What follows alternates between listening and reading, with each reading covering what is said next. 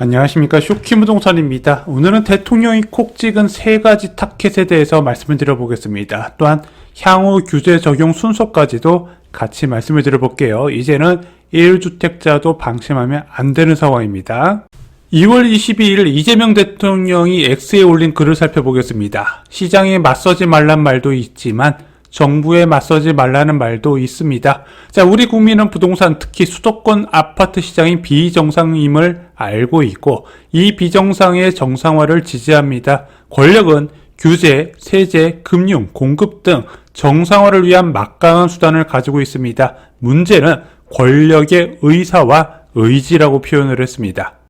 그리고 이재명 대통령이 가장 강조했던 부분, 다주택을 유지하든 비거주 투자용 주택을 보유하든 평당 3억씩 하는 초고가 주택을 보유하든 자유이지만 비정상의 정상화에 따른 위험과 책임은 피할 수 없습니다. 여기서 말하는 위험은 무엇일까요?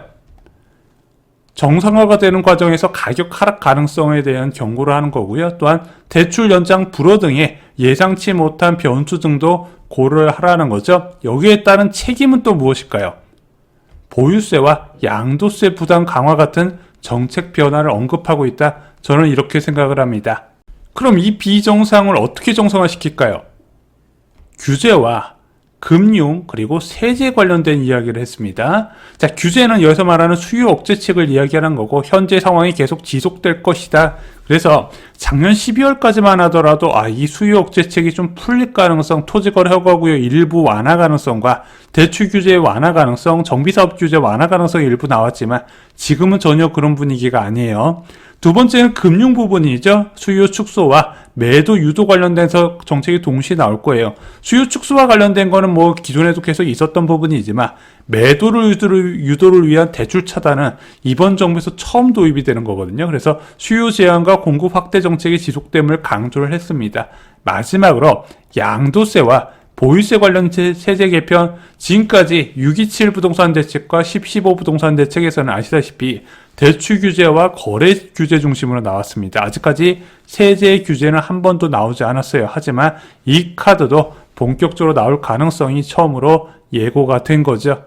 이번 SS에서 지목된 타겟팅된 세 가지 표적, 첫 번째는 다주택자고요. 두 번째는 비거주 투자용 주택, 그리고 평당 3억 이상 초고가 아파트였습니다. 자, 비거주 투자용 주택은 아무래도 1주택자 중에서 투자로 접근하신 분들이 계시거든요. 그분들을 타겟팅했다고 보는 거고요.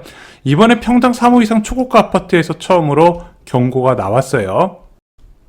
먼저 다주택자의 추가 규제는 좀 불가피할 것으로 보여집니다. 다만 이게 보유세가 바로 나올 것 같지는 않아요. 자, 2월 2일 청와대 대변인이 이렇게 얘기했습니다. 보유세는 모든 게 불가능할 때 검토하는 최후의 수단. 그리고 얼마 전에 청와대 대변인도 부동산 카드 많지만 이 대통령 보유세 언급 안 해. 이게 지금 선거라는 이벤트가 있어서 그런 것도 있지만 일단은 보유세는 가급적 늦게 도입한다는 게 정부의 생각이거든요. 그래서 그 전에 대통령이 계속 강조했던 게 장기 보유 특별공제 관련된 부분이지 않았습니까? 그냥 보유하는 것만으로 세금을 깎아주는 정책은 우선적으로 개편될 가능성이 굉장히 높아 보입니다. 몇 번이나 강조를 했어요. 자, 그리고 보유세 강화 시점에 대해서는 전문가마다 의견이 좀 달라집니다. 그래서 빠르면 올해 7월에 세제 개편안이 나올 가능성을 언급하는 사람도 있고요. 아니다. 연구 용역이 끝나고 정부의 내부 의견 그리고 여당과의 협의가 끝나는 연말 정도, 그래서 내년 상반기에 도입될 가능성이 있다. 이렇게 보는 시각이 나눠지고 있어요. 당장 이 보유세 관련된 카드가 이 양도소득세 중과 부활 동시에 나오지는 않을 것으로 좀 보여집니다. 일단 선거 끝나고 나서 올해 하반기냐 내년 상반기냐에 따라서 결정이 될 것 같아요. 그럼 그건 기준이 무엇인가요? 시장 과열 정도에 따라서 나올 겁니다. 그래서 부동산 과열 대책 중 하나가 이제 보유세로 보셔야 돼요. 1주택자도 표적이 될 가능성은 좀 높아요. 지금 당장 그렇다는 게 아니라 앞서 말씀드렸다시피 과열이 지속될수록 1주택자도 어떤 식으로든 규제를 할 겁니다. 근데 다 규제하는 게 아니라 비거주 투자용 주택, 특히 지방 원정 투자자들 중에서 고가의 1주택에 올인하는 경우가 있거든요. 그런 경우 규제를 가할 수가 있는데 이게 조금 애매해요. 왜냐면 이제 1주택자들도 본인마다 다 사정이 있거든요. 특히 지방에 거주하는 분들 중에서 은퇴 이후에 오히려 서울에 산다고 하는 분들이 계세요. 아니, 지방에 사는 사람들이 왜 은퇴 이후에 서울에 사는데 자녀들이 서울에 직장을 다니잖아요. 그래서 서울에 가거나 아니면 이제 대학병원 때문에 서울로 원하는 분들도 있거든요. 그래서 그런 수요까지 어떻게 다 발라낼 것이냐, 그건 좀 이야기를 해봐야 되는 부분이에요. 두 번째, 평당 3억 이상 초고가 아파트도, 제가 볼 때 뭐 평당 3억 아파트가 뭐 그렇게 많은 단지가 있지는 않거든요. 그래서 뭐 평당 3억만 콕 집어서 하는 건 아니고, 제가 볼 때는 강남이나 서초구 아파트의 타겟팅에서 좀 어느 정도 세제 개편안이 나오지 않을까 생각이 들어요. 1월에 김용범 청와대 정책실장 발언 기억나세요? 자, 보유세와 양도세의 세분화 및 누진율 상향의 검토가 필요하다. 그래서 같은 한 채라도 소득세처럼 20억, 30억, 40억 등 구간을 더 촘촘히해 보유세를 달리 적용하는 제안도 있는데 진지하게 고민해야 될 문제라고 했습니다. 그래서 아마 이런 정책 변화를 통해서 초고가 아파트의 보유세나 양도세 부담이 늘어날 가능성도 체크하실 필요 있어요. 아니, 이재명 대통령은 실거주 1주택자는 보호 대상이라고 했는데 이게 처음부터 강화되기는 어려운 구조라고 생각합니다. 결국 단계적으로 접근할 가능성이 있는데, 그럼 이재명 대통령이 SNS에 왜 이런 이야기를 올려서 1주택 고가 아파트를 보유한 사람을 불안하게 할까? 이게 기존 주택 보유자보다요, 지금 여러 채 주택을 팔고 한 채, 비싼 한 채를 이제 살려는 움직임이 분명히 나타날 거거든요. 그럼 그런 사람들을 타겟팅할 가능성이 더 많아요. 즉, 매수자의 심리적 위축을 좀 바라고 SNS에 글을 올리지 않았나, 이런 생각도 듭니다. 앞으로 압박이 강해지는 순서에 대해서 좀 정리를 들어보면요, 1순위로는 다주택자가 되지 않을까 생각이 들어요. 뭐 이재명 대통령이 계속 세금 그나마 낮을 때 빨리 파는 게 좋을 것이다 경고를 하고 있죠. 그럼 안 팔았어요. 안 팔았네? 나는 경고했는데 그럼 보유세 때려도 되겠지? 좀 이런 식으로 접근할 가능성도 분명히 있거든요. 그래서 다주택자 중에서 특히 임대사업자까지 강하게 압박을 하고 있는 상황이죠. 근데 이제 다주택자들의 매물이 나올 만큼 나오면은 그 다음에 어떻게 할 것이냐? 비거주 투자용 1주택자를 타겟팅할 가능성이 있다는 겁니다. 살지 않는 집은 팔아라. 특히 비싼 아파트는 좀 많이 팔아주면 좋겠다. 아마 이런 식으로 정책이 나올 가능성이 있고요. 3순위로는 초고가 주택이 대상이 될 가능성이 있습니다. 그래서 제가 볼 때는 뭐 1순위는 지금 사회적으로 다 그렇게 그러려니 하는 분위기로 가는 것 같은데 2순위, 3순위로 갈수록 좀 사회적으로 논란이 확대될 가능성도 있기 때문에 이거는 명분이 쌓여야 가능하다. 그 명분은 무엇이다? 집값 상승세가 확대될 경우라는 거죠.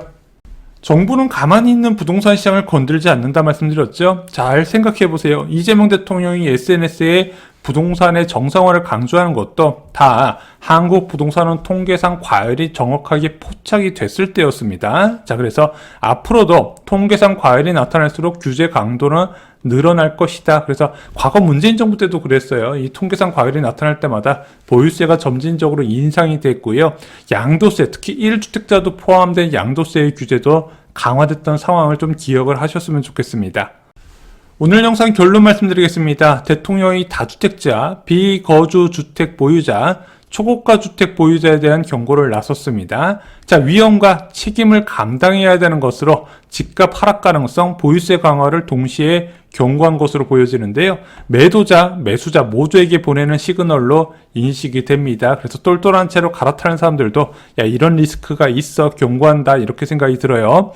자, 다주택자, 비거주 1주택자, 초고가 주택 순으로 규제가 나올 가능성이 있는데 이게 동시 한꺼번에 쏟아지는 게 아니라 순차적으로 나올 가능성이 있고요. 보유세는 아마 올해 하반기, 늦으면은 내년 상반기 중에 좀 어느 정도 발표가 나오지 않을까 생각이 듭니다. 근데 한 번 발표로 끝나는 게 아니라 또 과열이 되면 그때마다 보유세는 강화되는 방식 아마 문재인 정부와 유사하게 흘러가지 않을까 생각이 듭니다.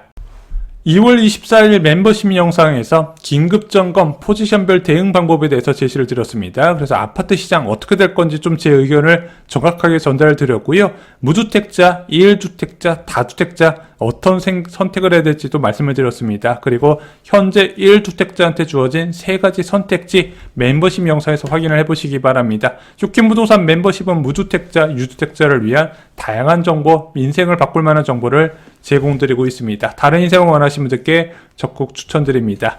이상으로 영상 마치도록 하겠습니다. 저희가 어제 영상이 못 올라갔던 점 진심으로 죄송합니다.